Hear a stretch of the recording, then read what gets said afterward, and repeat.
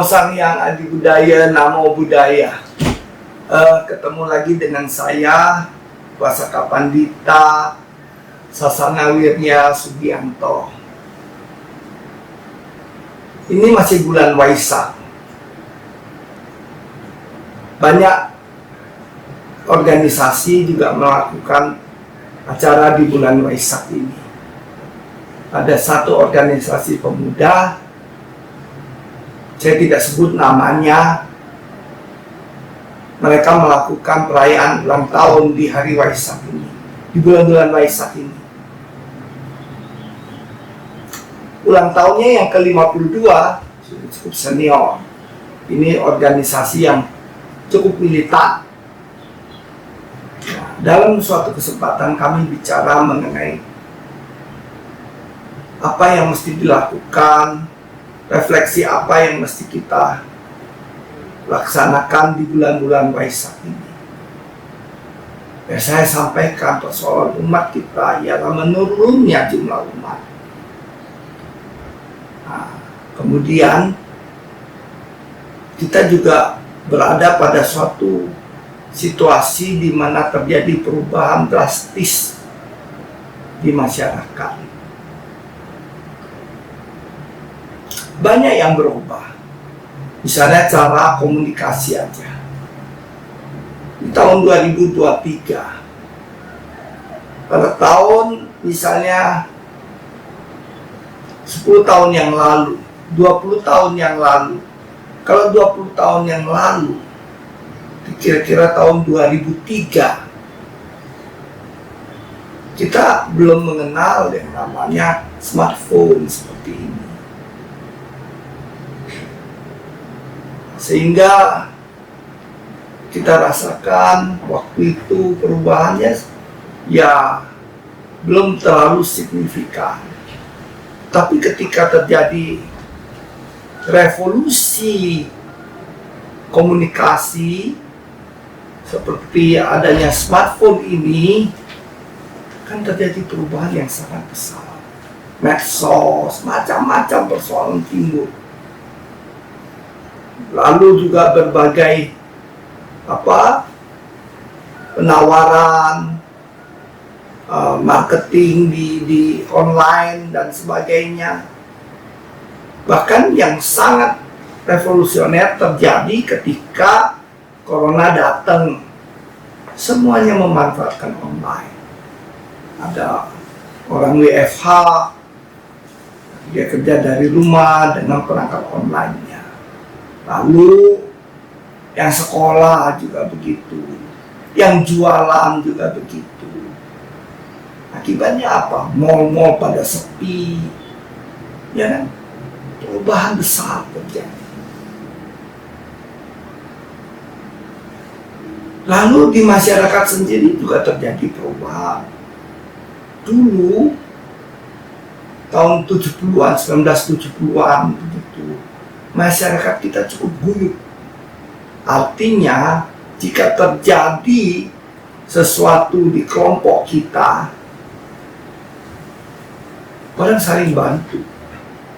Menghadapi orang asing misalnya yang ingin menanyakan alamat, bahkan diantar. Oh, ini Pak, sini Pak, saya antar Pak. Ini saya kenal orangnya. Sekarang boro-boro. Ketika kita tanya, Pak, tahu nggak alamat ini? Nggak tahu. Dia jawabnya sangat singkat dan tidak mau mengerti.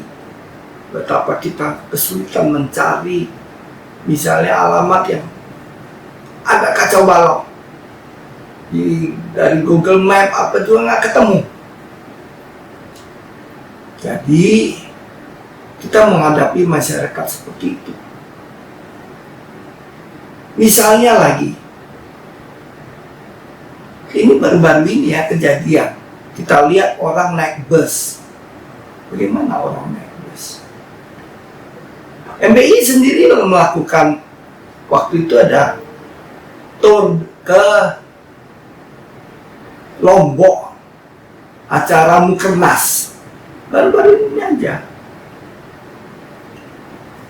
Kemudian panitia menyediakan bus. Coba lihat umat Buddha senior datang dari luar kota berbondong-bondong untuk menghadiri acara Mukernas yang dilaksanakan oleh organisasi kita tercinta MBI. Coba lihat apa yang terjadi. Gampang aja kan? Kita lihat. Begitu ketemu bus, umat kita bergerombol, ya kan? Berebutan naik bus, takut ketinggalan, takut nggak ada tempat duduk. Mereka naik dengan tergopoh-gopoh. Nah, setelah mereka naik bus, mereka rebutan duduk di depan. Supaya apa? Nggak jauh ke belakang. Capek dong kalau kita ke belakang. Nah, lalu dia nggak peduli siapa yang bakal naik lagi. Mereka sibuk mengobrol, memastikan teman-temannya satu kelompok naik.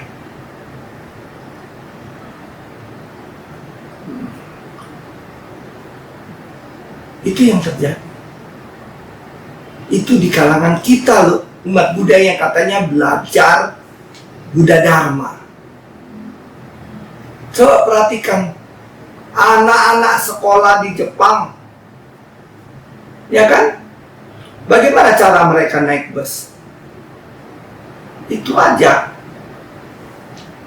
Ketika bus sekolah datang, maka anak-anak yang tadi sudah mengantri di halte bus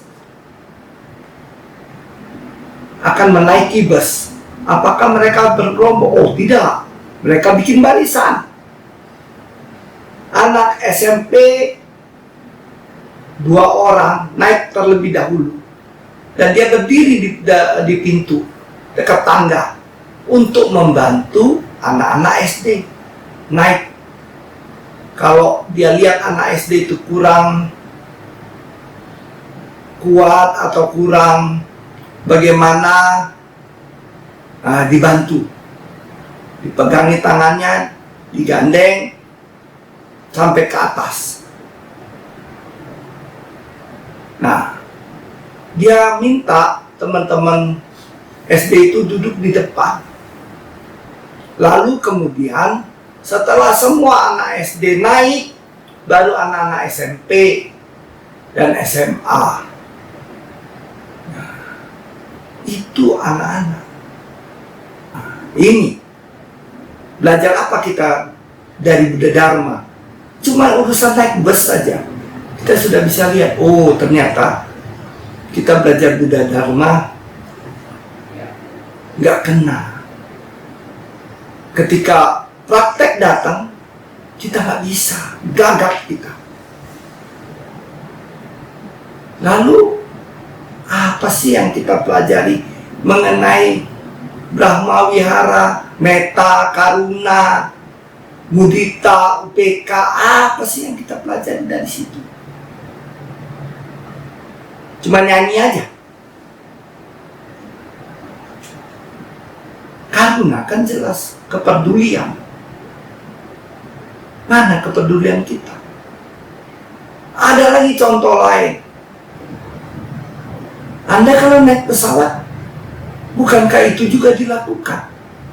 Ketika pesawat itu mau berjalan, maka pengumuman akan diberikan oleh pramugari.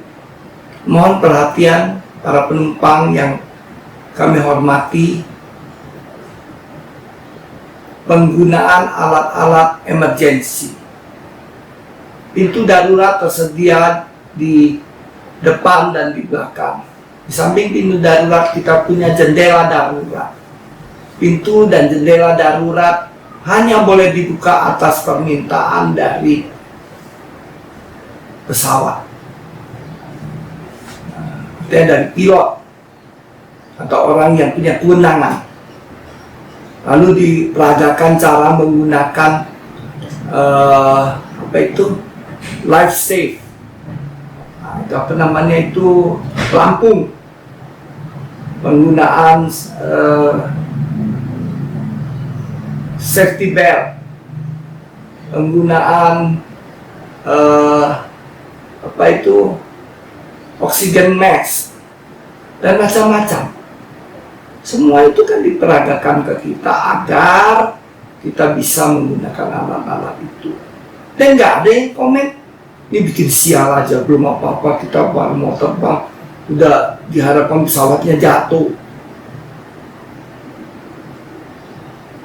Nah, umat Buddha Dharma itu semuanya disiapkan untuk memperingati kita agar kita menjadi bahagia hidupnya. Kan tujuan beragama Buddha adalah bebas dari penderitaan. Bebas dari penderitaan artinya kita ingin bahagia. Maka ajaran Sang Buddha, coba perhatikan, semuanya menuju ke sana. Misalnya Pancasila. Sila-sila itu kan mencegah Anda menjadi sulit dalam hidup. Jika Anda melakukan pembunuhan, terutama terhadap manusia ataupun hewan, akan ada ancaman hukumannya. Terutama hewan yang dilindungi oleh undang-undang. Nah, itu jelas Anda akan terancam oleh tindak pidana. Membunuh manusia sama. Berapa itu saya lupa, 340, pembunuhan berencana 335. Itu pembunuhan.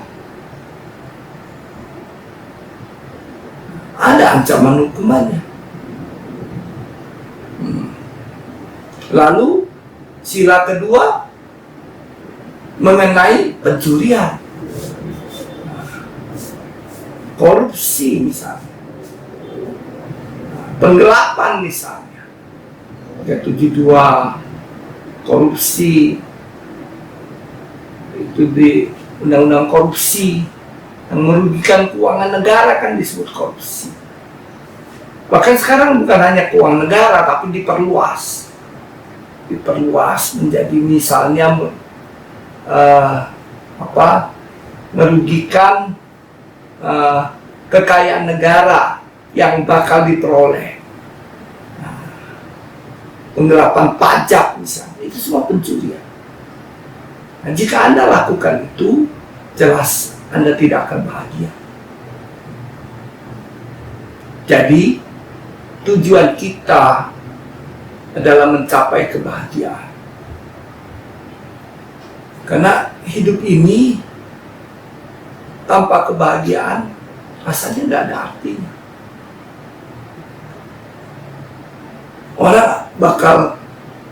Orang banyak berpikiran dengan kaya saya akan bahagia. Belum tentu. Belum tentu.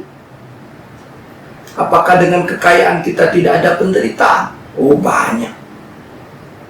Setelah kaya tidak menjamin tidak terjadi penderitaan. Tapi ada yang bilang, Pak Romo, lebih baik kita menderita di istana daripada kita menderita di gubuk. Siapa bilang? Sama aja rasa penderitaan itu. Mau di istana, mau di gubuk, mau di mana, sama. Jadi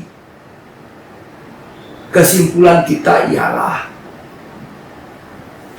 perhatikanlah perubahan. Perhatikanlah.